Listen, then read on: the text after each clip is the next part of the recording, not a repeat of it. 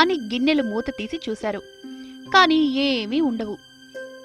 అంతలో వాళ్ళమ్మా నాన్న వచ్చారు. పీటర్, సోనీ, ఇద్దరూ ఏం వెతుకుతున్నారు? తమ్ముడు ఆకలిగా ఉందన్నాడు. అందుకే తినడానికేమైనా ఉన్నాయేమో అని చూస్తున్నాను. ఓ 10 నిమిషాల్లో వంట చేస్తాను, అంతవరకు ఇవి తినండి అని అరటిపళ్ళిచ్చింది.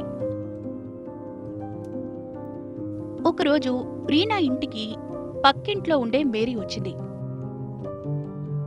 రీనా, ఈరోజు మా ఇంట్లో సెమీ క్రిస్మస్ వేడుకలు జరుపుకుంటున్నాం, మీరు తప్పకుండా రావాలి అని చెప్పి వెళ్ళింది.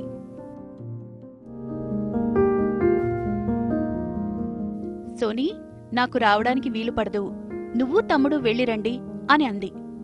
కాని అమ్మా, నాకు వేసుకోవడానికి మంచి బట్టల్లేవు, ఈ పాత వాటిని వేసుకుని ఎలా వెళ్లేది? చూడు సోనీ, నీకున్న వాటిలో మంచివి చూసి వేసుకో, ఇప్పుడు కొత్తవి కొనడానికి డబ్బుల్లేవమ్మా